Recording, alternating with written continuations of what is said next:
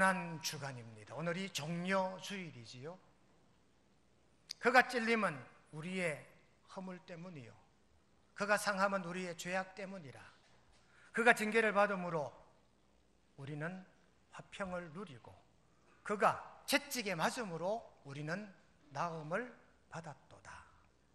이번 한 주간 이 말씀을 엎조리고 이 말씀을 묵상하며 살아가는 저와 여러분 되시기를 주님의 이름으로 축원드립니다.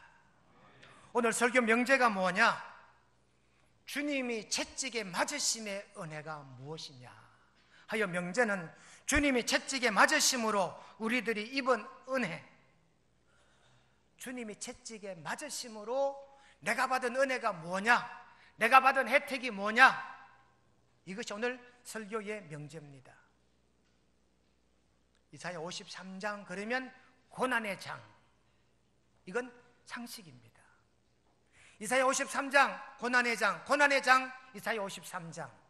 예수님이 찔리고 상하고 징계를 받으시고 채찍에 맞으심의 이유가 담긴 책이 53장이거든요. 하여 왜 맞으셨을까요? 왜 찔렸을까요? 왜 징계를 받으셨을까요? 예수님 때문에? 아니면 나 때문에? 우리 모두의 고백은 나 때문에 우리 예수님의 채찍에 맞으시고 십자가 지신 줄로 그렇게 믿고 깨달으시기를 주님의 이름으로 축원드립니다. 멜 깁슨이라고 하는 유명한 영화 감독이 있지요. 영화 배우이자 감독입니다. 유명한 영화를 만든 사람입니다. The Passion of the Christ, 그리스도의 고난 혹은 그리스도의 순환이라는 영화를 만든 영화 배우이자 영화 감독입니다. 그때 돈 $3,000,000.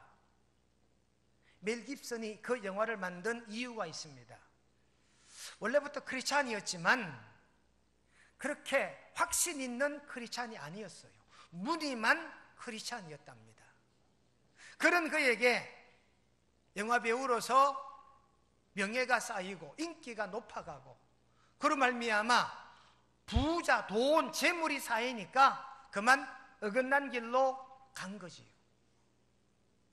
한참을 정신없이 살다 보니까 멜 깁슨이 아차, 자기 자신의 삶을 돌아보고 자각한 거예요.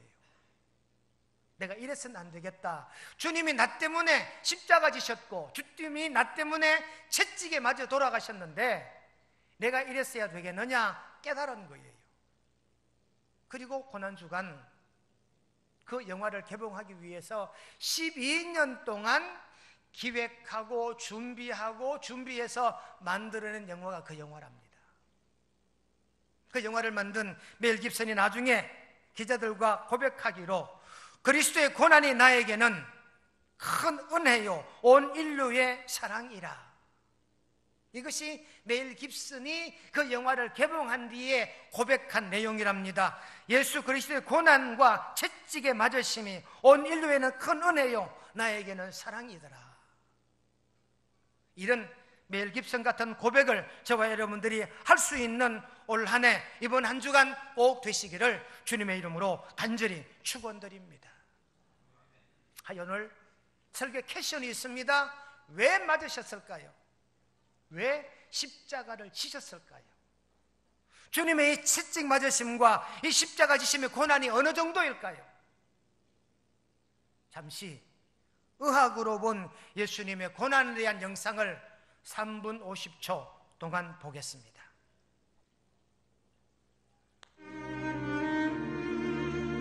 (2000년) 전 로마인들의 사형 집행 방법 중 가장 잔인한 방법이었던 십자가형에 처해 돌아가신 예수님. 그 십자가 위에서 예수님이 겪으신 고통은 과연 어느 정도였을까요? 현대 의학자들에 의하면 예수님의 십자가 고통을 제대로 파악하기 위해서는 예수님이 재판을 받으시고 십자가를 지시기 이전인 겟세마네 동산에서의 기도 때부터를 고통의 시작으로 봐야 한다고 합니다.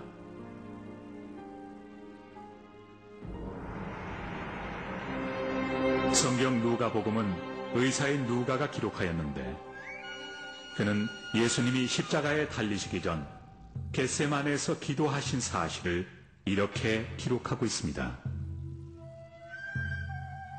예수께서 힘쓰고 애써 더욱 간절히 기도하시니 땀이 땅에 떨어지는 핏방울같이 되더라.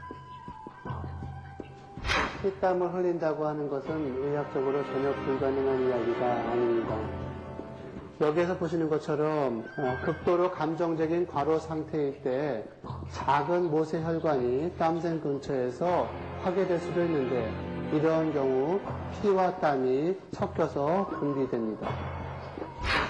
예수님은 십자가형을 당하기 전부터 매우 극심한 정신적인 스트레스 상황에 놓여 있으셨던 것입니다. 이어 예수님은 유다의 배반으로 체포되어 대제사장과 빌라도 앞에서 수차례 신문을 받고 태형과 함께 십자가형을 선고받습니다. 당시 로마는 모든 형을 집행하기 전에 죄수를 기둥에 묶어두고 죄수의 등에 태형, 즉 채찍질을 가했는데, 이때 사용하는 채찍은 가죽끈에 작은 공 모양의 나비나 날카로운 양의 뼈를 붙여놓은 것이었습니다. 이런 채찍을 공중에서 원을 그리며 사람에게 내리치면 가속력 때문에 막대기로 맞는 것과는 차원이 다른 고통이 느껴집니다. 채찍에 맞게 되면 보통 처음에는 피부가 찢어지고 멍이 들게 됩니다. 하지만 계속 맞다 보면은 피하 조직이 찢어지고 또 근육 속에 있는 혈관들이 터져서 몸의 구석구석에 피가 고이게 되죠. 떨어져 나간 피부 조직 밖으로 피가 계속 새어나와서 빈혈 상태가 됩니다. 연곡도 내리치는 채찍질로 예수님의 살과 등은 찢겨졌습니다. 등은 너무나도 심한 매질에 뼈가 거의 드러나 보일 지경이었습니다. 로마 병사들은 예수님의 옷을 벗기고 붉은 겉옷을 입히고 나서 손가락만한 크기의 가시가 돋친 면류관을 머리에 씌웠습니다.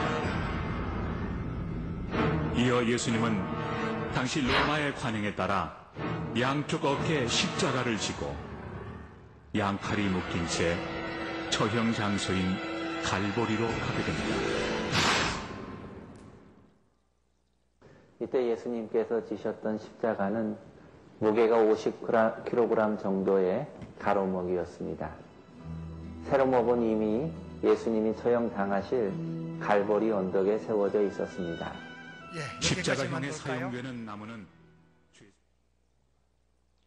예수님 맞으셨던 저 채찍에 도형이 그려졌지요. 가죽끈 끝자락에 금속이나 양의 뼈 조각을 매 달아 그걸로 내리치면 피부 조직은 뜯겨 나가게 되고 심지어 살점까지 파괴된다 하는 그런 의사의 이야기였습니다. 주님이 채찍이 맞으셨고 그런 다음에 십자가를 지셨는데 왜요? 누구를 위해서, 누구 때문에, 누구를 위하여 하셨을까요? 여러분 믿으셔야 합니다. 바로 나 때문인 줄로 우리 모두가 깨달아 들으시기를 예수님의 이름으로 축원드립니다. 오늘 본문에는 예수님이 채찍에 맞으심으로 우리에게 주신 은혜가 무언가, 그 첫째 은혜가 오늘 5절에 보니까 평화라 그랬습니다. 그가 징계를 받음으로 우리는 평화를 누리고, 예수님이 채찍에 맞으셨는데 우리가 평화롭게 됐대요. 여러분 앞뒤가 안 맞는 얘기 같습니까? 예수님이 채찍에 맞으셨는데 우리는 평화가 찾아왔다. 곧 하나님과 나와의 평화요, 나와 이웃과의 평화가 예수님 채찍에 맞으심으로 나에게 임한 하나님의 은혜인 줄로 깨닫게 되시기를 간절히 축원합니다. 이사야 52장 7절에 보시면 좋은 소식을 전하며 평화를 공포하며, 예수님의 사역이 평화를 공포하고 이 평화를 위해 채찍에 맞으셨다는 내용입니다. 레위기 28장 6절에도 보니까 내가 그 땅에 평화를 줄 것인즉, 하나님께서 이 땅에 평화를 주시기 위해 예수님 독생자를 이 땅에 보내시고 채찍으로 십자가형을 받게 하시고 죽기까지 우리를 사랑하게 하신 줄로 깨달아 믿으시기를 간절히 바랍니다. 오늘 아침 미가 5장 5절 말씀을 묵상했지요. 예수 그리스도가 우리에게 평강이 될 것이라, 예수님이 우리에게 평강이 될 것이라고 미가 선지자가 미리 예언한 내용과 오늘 이사야 53장 5절과 같은 맥락입니다. 여러분, 십자가는 평화의 심벌입니다. 적군을 죽이고 죽이는 전쟁통에 적십자를 달고 있으면 총질을 할 수도 없고 공격을 할 수도 없습니다. 평화의 심벌이지요. 병원에도 십자가가 달렸습니다. 녹색 십자가입니다. 사람을 치료하고 고치고 살려내는 장소지요. 교회 십자가가 있습니다. 구원을 이루는 구원의 방주가 교회 십자가인 줄로 깨닫고 믿으실 줄로 압니다. 여러분, 예수님이 채찍에 맞으심으로 우리는 평화를 누린다고 했는데, 예수님이 채찍 맞으신 건 우리의 죄값입니다. 죄값을 치르셨기 때문에 하나님과 우리와의 관계는 이 죄 때문에 단절되었다가 주님이 채찍에 맞으심으로 하나님과 우리가 평화를 이루게 된 줄로 믿으십시오. 그리고 이웃과 나와의 관계도 이 예수님의 채찍에 맞으심으로 이웃과의 평화도 이루어가게 되시기를 간절히 바랍니다. 죄는 사람이 짓고 죄값은 양에게 전가시킨 게 구약입니다. 죄는 사람이 짓고 이 죄값은 양에게 물었다고요. 레위기 16장에 보시면 아사셀이라는 염소가 나와요. 온 동네 사람들이 다 나와서 염소 한 마리 묶어놓고 그 염소에게, 이놈의 염소야, 내 죄 니 다 가져가라, 온갖 지은 죄 니 다 가져가라. 그리고는 염소를 풀어다가 광야 밖으로 내어 쫓아버리는 거지. 죄는 인간이 짓고 죄값은 염소에게 물린 게 아사셀의 염소예요. 죄는 자기들이 짓고 양에게 죄값을 물어 죽인 것이 양입니다. 오늘 우리는 죄는 내가 짓고 이 죄값을 예수님이 대신 치루어 주신 줄로 그렇게 믿기에 우리는 예수님을 나의 구주로 고백해야 되는 줄로 믿습니다. 하여 오늘 첫 번째 말씀의 결론입니다. 예수님이 채찍에 맞으심으로 하나님과 우리는 평화를 누리게 되고 나와 이웃들 또한 평화를 누려야 되는 줄로 깨닫고 믿으시기를 주님의 이름으로 축원드립니다. 두 번째 대지는 오늘 성경 말씀 가운데 그가 채찍에 맞음으로 우리는 나음을 받았도다. 채찍에 맞음으로 우리는 나음을 받았도다. 나음이 뭡니까? 치료지요, 회복이지요, 고침이잖아요. 예수님이 채찍에 맞으셨는데 우리는 치료를 받았다. 시편 23편 여호와는 나의 목자시니 내가 부족함이 없으리로다. 다윗은 말합니다. 하나님과 자신과의 사이에 목자는 하나님이시고 자신은 양이다고요. 오늘 본문 6절도 보십시오. 우리는 다 양 같아서 그릇 행하여 제 길로 갔거늘. 우리는 양 같아서 제 길로 갔거늘. 글로 가면 위험한 줄 모르고 가요. 그 길로 가면 이리가 있고 늑대가 있는지 모르고 가요. 여러분, 성경 말씀 양 같다는 이 말은요, 살이 분별이 어두운 사람을 말하는 거예요. 양은 근시안입니다. 양의 눈은 독수리처럼 그렇게 시야가 밝지 않아요. 그래서 오늘 분명히 우리는 다 양 같아서 그릇 행하여 제 길로 간다, 자기 판단대로 간다, 이 말이지요. 잠언 14장 12절에 보시면 어떤 길은 사람이 보기에는 바르나 필경은 사망의 길이라. 양들이 보기에는 그 길이 좋은 길 같은데 목자가 보기에는 아니다, 그 말이죠, 여러분. 목자는 양을 보호하는, 양의 상처를 치료하는 사람이 목자요, 목동이잖아요. 오늘 성경 말씀은 분명히 말씀하십니다. 우리는 양 같다, 제 갈 길로 가서 이 모양 저 모양 상처를 얻었지만 우리가 예수님의 채찍에 맞으신 그 채찍에 맞으신 은혜로 우리는 나음을 입고 시르를 입고 회복의 은혜를 덧입게 되는 줄로 깨닫고 믿어야 될 줄로 압니다. 십자가 보혈의 능력이라는 책이 있습니다. 김종주 목사가 쓴 책입니다. 십자가 보혈의 능력. 십자가 보혈은 세상이 감당하지 못하는 능력이며 세상의 모든 죄의 해답이다. 보혈의 능력은 치유와 회복의 은혜요, 십자가의 권능이다.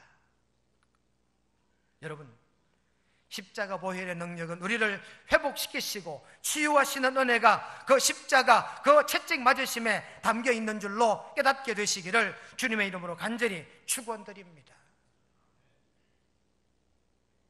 에베소에 가면, 성지순례 중에 에베소에 들어가면 두란노, 유명한 두란노 서원이 있고 에베소 유적지가 있는 곳입니다. 입구 왼쪽에 보면 성 누가의 묘가 있어요. 누가는 의사 출신의 예수님의 제자지요. 그 누가의 묘를 철장으로 가다 놨다고요. 그리고 거기 한글로 적어놨어요. 누가 묘의 성물을 가져가지 마시오 적어놨어요. 수많은 순례객들이, 성지 순례자들이 누가 묘에 있는 성물을 떼다가 자기 집에 갖다 놓으니 병이 났는데요.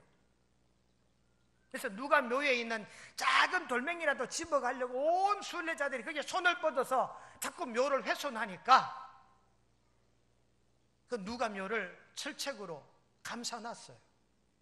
그리고 철장 밖에서 이렇게 누가 묘를 보게 해놨더라고요. 누가 묘에 있는 돌덩어리도 치유된다 하니까 가져갑니다. 여러분, 우리가 예수님의 십자가, 예수님의 보혈, 예수님의 채찍 맞으심을 믿으면 우리에게도 이와 같은 나음의 은혜가 임하게 되는 줄로 깨닫게 되시기를 주님의 이름으로 축원합니다. 고린도전서 1장 18절, 십자가의 도가 멸망하는 자들에게는 미련한 것이요 구원을 받는 우리에게는 하나님의 능력이 됨이라. 이 하나님의 능력이 치유와 회복의 능력인 줄로 믿습니다. 압록강을 사이에 두고 압록강 건너편 북한 쪽은 아주 불빛 한 점 없는 깜깜한 지역이지, 반대쪽 단둥 지역은 한밤중이라도 휘황찬란합니다. 압록강 언저리에 사는 북한의 할머니 한 분이 어떤 젊은 사람들로부터 이야기 듣는데 압록강 뚝방이 올라가서 저 중국 단둥을 보면 십자가가 보인대요. 그래서 할머니가 그 얘기를 듣고 내가 한번 십자가를 보리라 결단하고 할머니가 막대기 지팡이를 짚고 1시간 반을 걸어야 그 압록강 뚝방에 올라온대요. 뚝방에 올라와서 단둥 쪽을 강 건너 내다보면 우리 낙동강 전도 사이즈 될 거예요. 이쪽에서 저쪽 건너가면 보니 그렇게 멀지 않다고요. 그 할머니가 1시간 반 지팡이를 짚고 압록강 뚝방 북한쪽 지역에 올라와서 중국 쪽에 높이 달린 십자가를 보고 눈물 짓습니다. 그래서 할머니가 언제부턴가 자기에게 어려운 일이 생기고 힘든 일이 생기면 자기도 모르게 지팡이를 짚고 1시간 반을 걸어서 압록강 뚝방에 올라 단둥 쪽 십자가를 보고 눈물 지으며 기도한 거예요. 허리는 꼬부라졌지요. 다리에 신경통은 있지요. 손마디마디는 변형되어가지요. 그런 할머니가 지팡이를 짚고 십자가를 보려고 하루 오고 이틀 오고 3일 오고 한 달 뒤에 오고 일주일 뒤에 오고 왔는데 그때부터인지 언젠지 모르지만 지팡이도 내려놓게 되고 아프던 무릎도 나아졌고 마디마디 뒤틀던 손가락의 통증도 사라지게 됐다는 거지요. 그 할머니는 그렇게 간증한답니다. 저 십자가가 나를 치료했다. 저 십자가가 나를 회복시켰도다. 그렇게 간증한다고 합니다. 여러분, 주님이 채찍에 맞으심으로 우리는 나음을 받았도다 믿으시기를 축원합니다. 스펄전 목사님이요, 어느 날 갑자기 막 울더래요. 가까운 지인들이 목사님 왜 우십니까? 그랬더니 오늘날 우리 시대의 영적인 감각이 너무나 둔하다는 거예요. 무슨 말씀이십니까? 스펄전 목사님이 오늘날 우리가 저 십자가를 보고도 마음에 감동이 없으니 내가 눈물이 날 뿐이다. 스펄전 목사님은 여러분 19세기 사람입니다.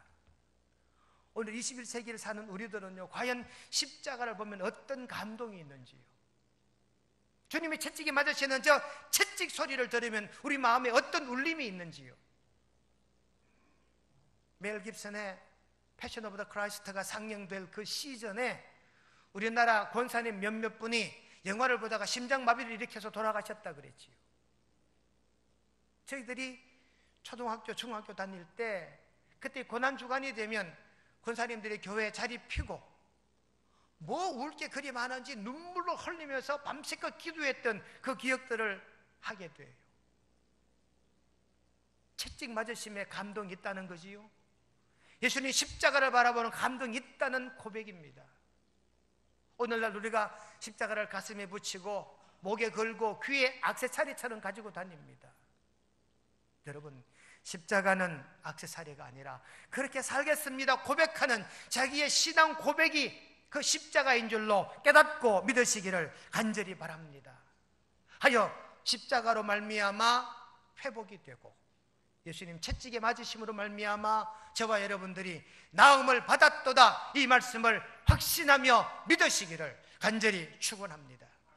세 번째 교훈은 오늘 7절에 보시면 그의 입을 열지 아니하였으며 입을 열지 아니하였도다. 7절 말씀에 예수님이 온갖 고난 중에 채찍에 맞으시고 십자가를 지시면서도 입을 열지 않았대요. 왜 입을 열지 않았을까요? 무슨 말을 하시려 했을까요? 아버지, 저는 억울합니다. 내가 왜 채찍을 맞아야 되고 내가 왜 십자가를 지고 죽어야 하는지 아버지, 나는 억울합니다. 그렇게 말씀하시고 싶으셨지만 입을 열지 아니하셨대요. 여러분, 예수님이 침묵하신 이유가 뭘까요? 주님이 침묵하시며 채찍에 맞으시고 십자가를 지셔야 우리를 구원하시기 때문인 줄로 깨닫게 되시기를 바랍니다. 하여 억울하지만 침묵한 거지요. 예레미야는요, 예레미야 애가 3장 59절에 보시면 여호와여, 나의 억울함을 보셨사오니 나를 위하여 원통함을 풀어주옵소서. 예레미야 선지자는 하나님께 억울하다고 호소합니다. 하나님, 내가 원통합니다. 내 이 원통함을 풀어주십시오. 예레미야는 그렇게 하나님께 기도했어요. 그런데 주님은 하지 않았습니다. 2008년 한 교수가 판사에게 석궁을 쐈습니다. 석궁이 뭐냐? 활을 매기는 화살을 매겨서 총처럼 발사할 수 있는 아주 급소히 맞으면 사람이 죽을 수 있는 무기예요. 대학 교수가 판사에게 이 석궁을 쐈단 말입니다. 사건의 발단은 그래요.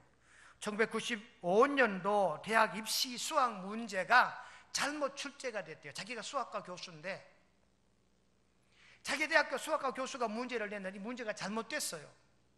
같은 동료 교수가 문제를 잘못 냈는데 이걸 자기가 안 거지요. 그리고 이걸 언론에다가 공포를 해버린 겁니다. 우리 대학교 수학 문제가 잘못됐다 그런 거지요. 그리고 나니까 이 수학 문제를 잘못 낸 동료 교수가 징계를 받게 되고 자기 대학의 치명적인 오류가 드러났잖아요. 근데 이 대학에서는 이 교수를 나중에 해직해버립니다. 대학에 해를 입힌 자라 그래서 이 대학 교수를 그 다음 트랙에 교수 재임용을 하지 않고 해직을 해버린 거예요. 그래서 이 교수가 재판을 겁니다. 자기는 부당해고 당했다는 거죠. 그래서 판사에게 재판을 했는데 이 판사가 학교 손을 들어준 거예요. 맞다, 학교가 피해 입은 거 맞다. 그리고 판사가 학교 손을 들어주니까 교수는 억울하잖아요. 내가 정의를 부르짖었는데 학교가 나쁜데 왜 나를 벌 주느냐. 내 이 억울함을 이야기하기 위해서 석궁을 가져다가 그렇게 판사를 향해 쏜 거예요. 우리는 억울함에 못 참습니다. 우리는 원통하면 예레미야처럼 침묵하지 않아요. 억울하다고 말합니다. 그런데 예수님은 침묵하고 계셔요. 예수님은 입을 열지 아니하였으며 입을 열지 아니하였도다 2번 말하고 있습니다. 재판은 억울한 사람이 없도록 해야 되지요. 잠언 18장 5절을 보십시오. 악인을 두둔하는 것과 재판할 때 의인을 억울하게 하는 것이 선하지 아니하니라. 그러니 여러분, 원통하고 억울한 일이 있었지만 예수님은 침묵하셨더라. 오래전 얘기입니다. 한창 이제 부모들을 갖다 버릴 때 그때 온갖 유언비어들이 많았지요.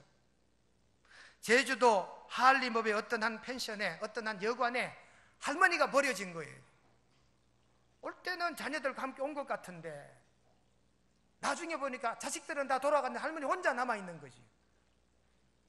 이 자식들이 어머니를 버린 거예요. 여관 주인이 할머니를 모셔다가 할머니 집이 어디십니까? 우리가 비행기표 끊어드릴 테니까 돌아가십시오. 할머니가 말을 안 해. 입 다물고 있어요. 그래서 업사무소 신고가 되고 업사무소 직원들이 와가지고 할머니 아드님 이름이 어떻게 됩니까? 며느리 이름이 어떻게 됩니까? 손자는 누굽니까? 손녀가 안 보고 싶습니까? 온갖 말로 해유하고 온갖 얘기를 다 마음을 풀어서 주소라도 알려고 아니면 이름 석자라도 알려고 이야기를 해도 아무 말도 안 해요. 그럼 할머니 이름은 뭡니까? 말도 안 해요. 자기 이름도 말 안 해. 자기가 몇 살인지도 말 안 해. 자기 가족이 누군지도 말 안 해. 도무지 말하지 않지요. 저 같으면 피를 뽑아다가 DNA 검사하면 당장 나올 텐데 결국 할머니가 입을 닫으니까 하는 수 없이 하알림읍에서는 가까운 양농원에다가 그 할머니를 모셔드렸대요. 그 할머니가 왜 침묵했을까요? 자식이 다칠까 봐. 나는 이래 살다가 죽으면 되는데 나를 갖다 버렸다는 이 오명이 이 죄명이 자식들에게 이게 부담이 될까 봐 끝까지 입을 다물고 말하지 않은 거지. 이것이 자식을 향한 어머니의 사랑이었잖아요. 오늘 본문도 마찬가지입니다. 예수님께서 입을 열지 아니하신 거예요. 입을 열지 아니하시고 입을 열지 아니하셨도다. 왜?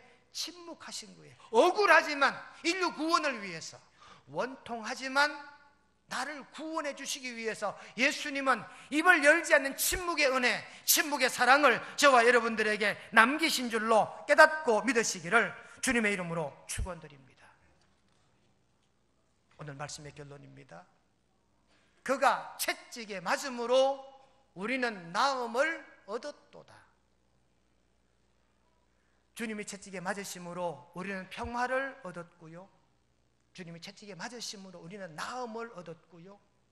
주님이 채찍에 맞으심으로 그 침묵하심의 은혜가, 침묵하심의 사랑이 저와 여러분들을 구하신 줄로 믿으시고 이번 한 주간 고난주간의 삶을 더욱더 거룩하게 살아가는 저와 여러분 되시기를 주님의 이름으로 축원드립니다.